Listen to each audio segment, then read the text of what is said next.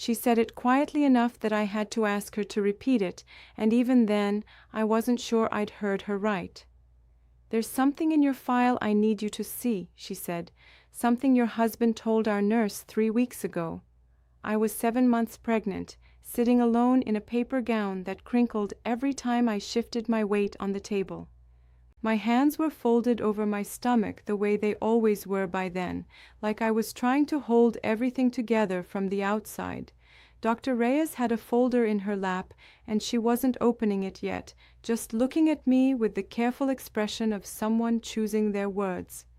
I had driven myself to that appointment with swollen ankles and a headache that had been sitting behind my eyes for 4 days straight. Daniel had a meeting he couldn't move, or so he said, and I told myself it was fine because I had been telling myself that for months. What she showed me in that folder didn't just frighten me, it took everything I thought was solid and turned it over like a stone. I grew up old order Amish outside Gordonville in Lancaster County, where the roads are still mostly gravel and the fields go quiet in a way that city people pay money to experience. We didn't have electricity, didn't have doctors unless something was genuinely broken, didn't have the vocabulary for what I would later learn to call a high-risk pregnancy. Pain during pregnancy was something you prayed through at the kitchen table before the rest of the household woke up. A wife's job was to trust her husband's judgment about her own body without needing to understand the reasoning behind it. That wasn't cruelty where I came from, it was just the shape of things, the same way the plain dress was the shape of things. I left the community at 21, which is its own story and not a simple one, and 2 years later I married Daniel. I thought I had left all of that behind me, the part where someone else always knew better than I did about my own life. Daniel was nothing like the men I had grown up watching make decisions for their families without ever asking a single question. He was attentive in a way that felt, at the time, like being genuinely seen by another person for the first time. He ordered for me at restaurants before I had a chance to look at the menu, which I told myself was thoughtfulness rather than something else. He kept my mail in his car so it wouldn't get lost in the shuffle, and he answered questions people directed at me before I had fully formed my response. He knew every password I had, and when I once noticed out loud that I didn't know any of his, he laughed and said he simply had nothing to hide from me. That answer landed like something warm and reassuring, which is exactly why I didn't examine it further at the time. It took me years to understand that a man with nothing to hide rarely needs to announce it quite that specifically. I got pregnant 4 months into the marriage, and Daniel's reaction was the kind that fills a room. He told coworkers before I had told my own sister, which I remember noticing but filing away under the category of enthusiasm.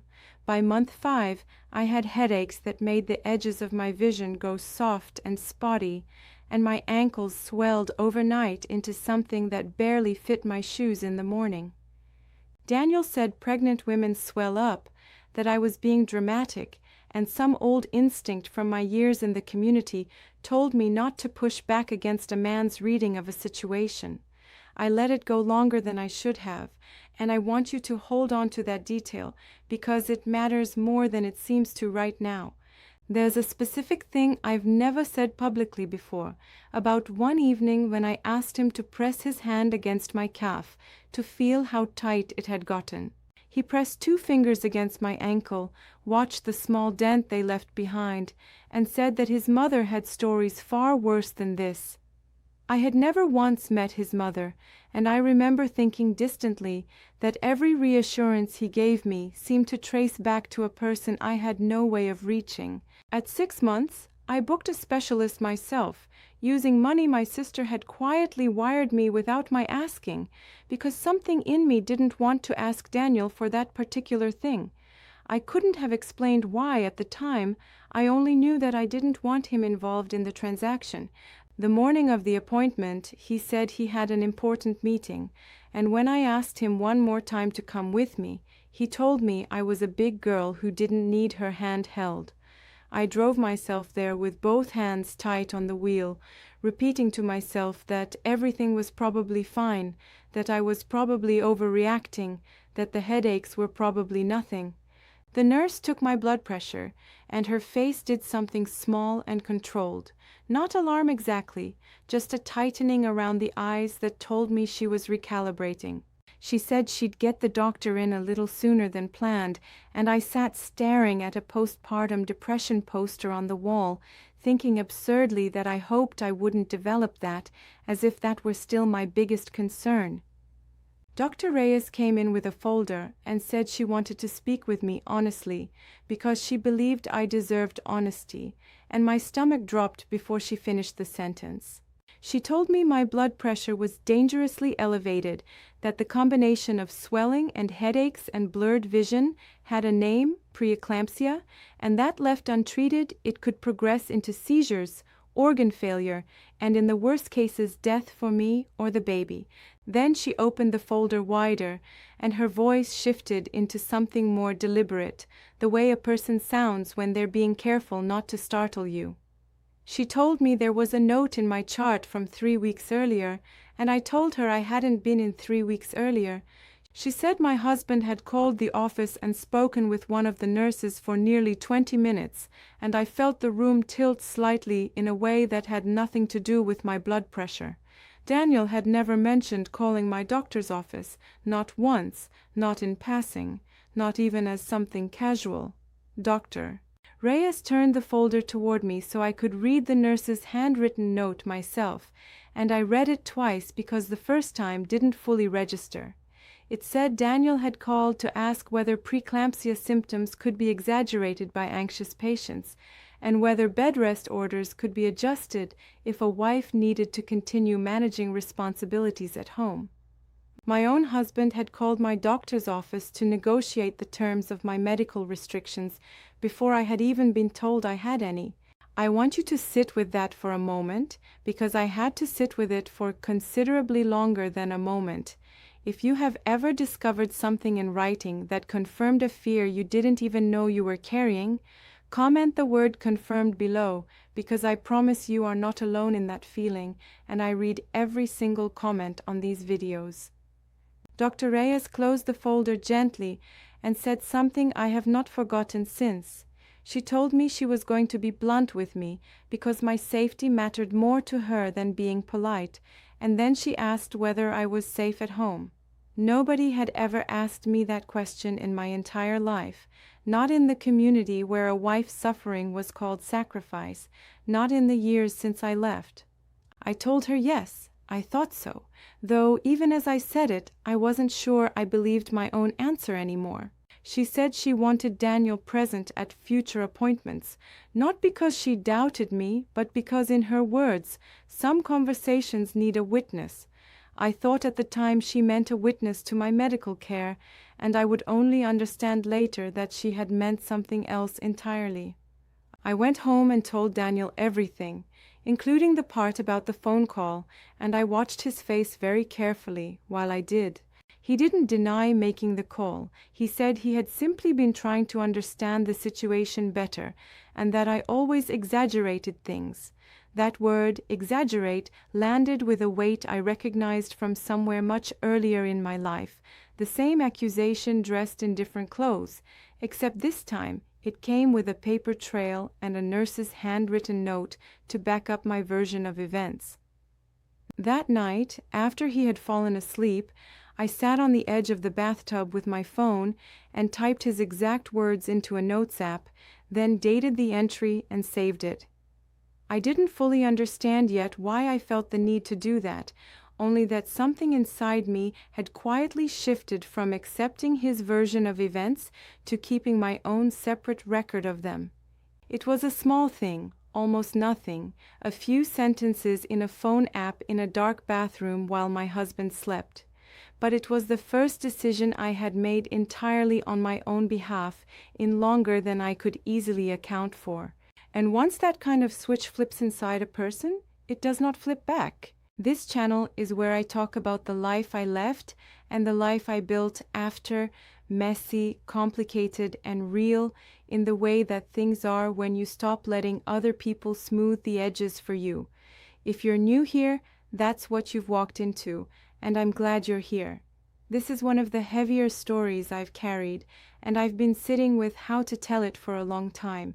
Stay with me through it, because what I discovered in the weeks after that appointment, about the missed follow-ups, about the medication, about the second phone call I didn't know existed, is worse than what I've told you so far.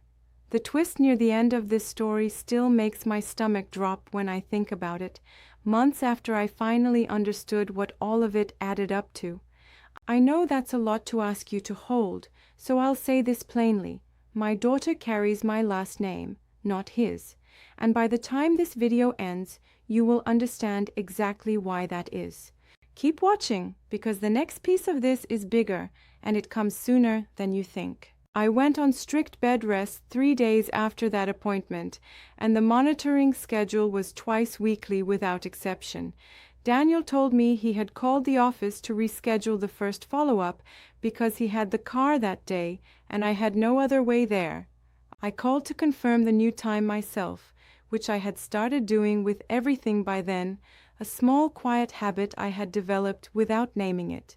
The receptionist told me there was no reschedule request on file, no new appointment, nothing at all except a no-show logged against my name. That was the first one, and I want you to understand that I did not yet know there would be a second. 2 weeks after that, my sister came over with a blood pressure monitor she had bought without telling Daniel, because she had started doing her own quiet things by then too. The number she read off that monitor sent us directly to urgent care. No conversation, just her hand on my arm and her keys already in her hand. The doctor there pulled my chart and asked with visible concern why I had 2 no-shows logged in 3 weeks under a monitoring plan this serious. Daniel had handled the first missed appointment by simply not telling me it existed, and I had walked around for 2 weeks not knowing I had failed to show up for my own care. I sat in that urgent care room, turning that over in my mind, the way you turn something sharp over in your hand, carefully, trying to understand its edges. My sister sat beside me and didn't say anything, which was the right thing to do, because there was nothing to say that the chart hadn't already said more plainly. At my next real appointment, Dr. Reyes asked whether I had been taking my medication consistently, and I told her yes, every day, exactly as directed without skipping. She pulled up the pharmacy record and turned her screen slightly toward me, and the number there was wrong in a way I felt before I fully understood it. There had been 2 refills picked up in 6 weeks when my prescription required 3, and the gap landed in the exact week I had asked Daniel to stop by the pharmacy on his way home. He had come home that evening and told me everything was handled, and I had not thought to check because I was on bed rest and I was tired, and I believed him. If that just made your stomach drop the way mine did sitting in that chair, you are exactly the person this story is for, and I need you to keep watching. 3 weeks after the pharmacy record, my sister found the bottle in our bathroom cabinet, pushed behind a row of old shampoo bottles in the back of the shelf where I never reached. It was the missing refill, still sealed, unfilled for the entire period when I believed my medication had been managed and my condition was being treated. I want you to sit with the specific shape of that for a moment, because it is not the same as a forgotten errand or a misplaced bottle left on a counter somewhere visible. It was behind things, in a place where it would not be casually noticed, in a cabinet I used every single day without seeing it. Comment the word unfilled below if that landed the way it landed for me, because that one word is what changed the entire frame of what I was looking at. A man who forgot to pick up a prescription does not put the evidence of that behind the shampoo bottles in the back of the bathroom shelf. A man who forgot leaves the gap where you can find it without having to search. I had been managing a life-threatening condition on incomplete medication while my husband told me everything was fine, and the bottle that proved it had been sitting 3 feet from where I brushed my teeth every morning. In the days after my sister found that bottle, I started noticing a pattern I had been carefully not seeing for a long time, the way you sometimes don't look directly at something because you already know what it is.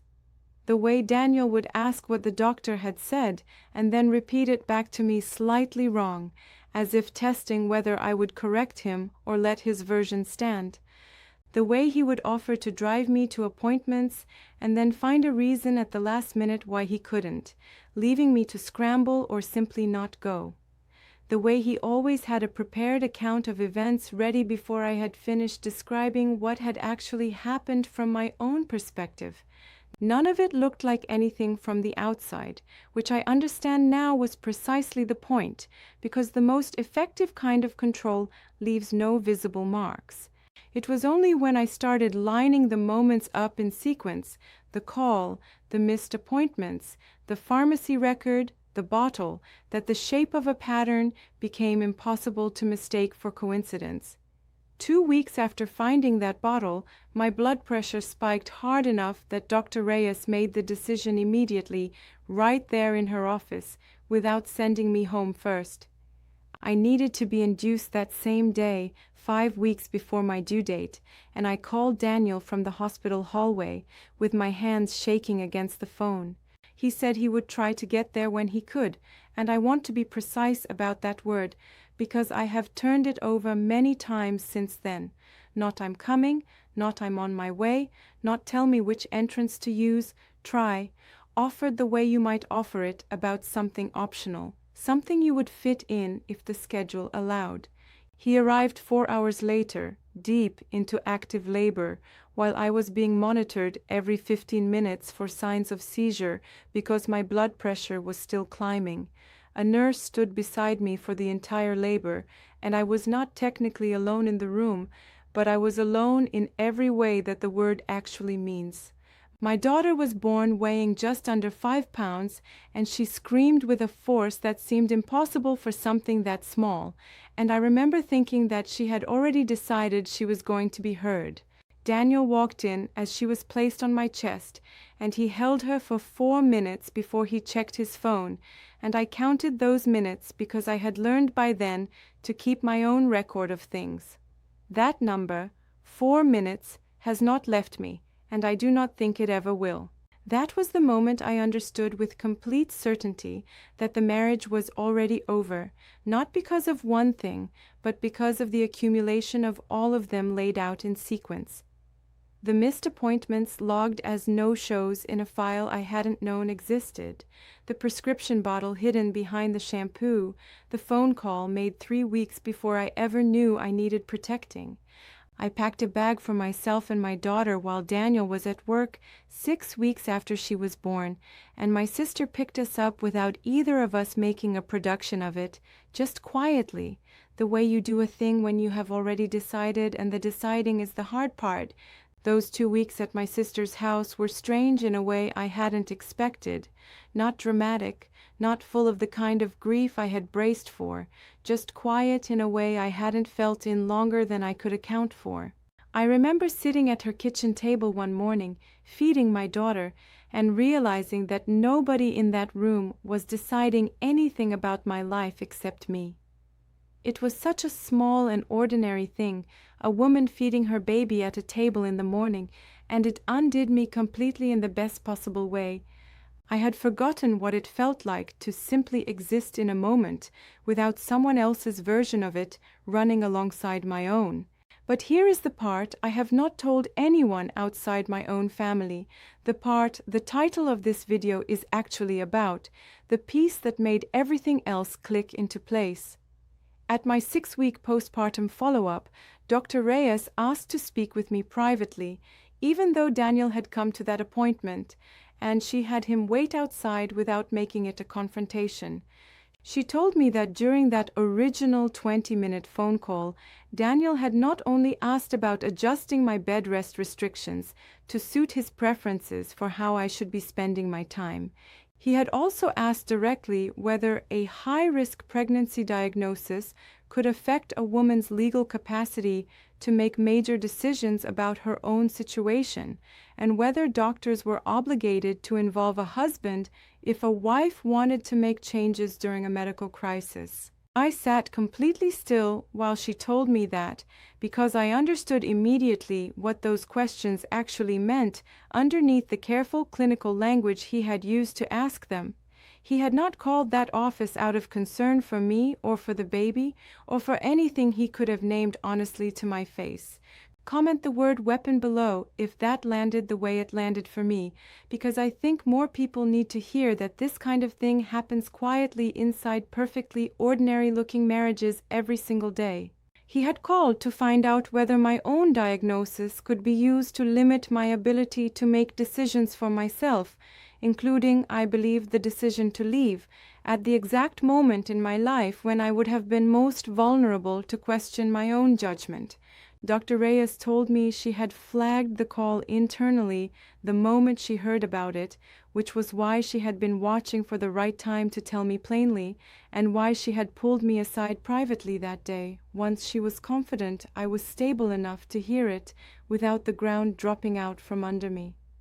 When I finally confronted Daniel with what she had told me, he said he had simply been trying to understand medical terminology, that he was a concerned husband trying to make sense of a frightening situation, that I was interpreting everything in the worst possible light, as I always did. But medical terminology does not require asking whether a diagnosis affects a woman's capacity to make her own choices, and that question only makes sense if you are already imagining a scenario where you might need to override her. We tried counseling for several months after that because I wanted to know for certain whether I was watching genuine change or watching a performance timed carefully enough to keep me from leaving. He came to every session early, used the language our therapist gave him, and then, almost exactly on schedule, the rescheduling started again, this time around the therapy appointments themselves, and our therapist later helped me name what I had actually witnessed across those months. I filed for divorce when my daughter was 14 months old, and she carries my name, Lapp, not his, which is the detail the title of this video has been pointing toward the whole time. She is almost 3 now, loud and stubborn, and full of questions she expects to be answered, and I love every single bit of that in her, because it means she is not afraid to take up space the way I was taught from birth not to. Leaving the Amish taught me how to survive without a community, watching my every move and calling that watchfulness love. Leaving Daniel taught me how to recognize when someone is building that same structure quietly around you, one unanswered question and one missing prescription at a time. The symmetry between those two things is not lost on me, and I only noticed it clearly when I sat down to tell this story to you. The community I left had visible rules: plain dress, no electricity, no questioning the men in the room, and Daniel's version had no visible rules at all, only absences, appointments that didn't happen, a bottle that wasn't filled, a call I was never told about. Invisible cages are harder to leave than visible ones, because you spend so long doubting whether the bars are even real. If this story meant something to you, subscribe, because I share stories like this every week about leaving and rebuilding and learning to trust your own body's signals after a lifetime of being told to ignore them. And comment below one thing you are going to start paying closer attention to in your own life, starting today, because I read every word. And this time, nobody gets to quietly decide anything about my life without me in the room.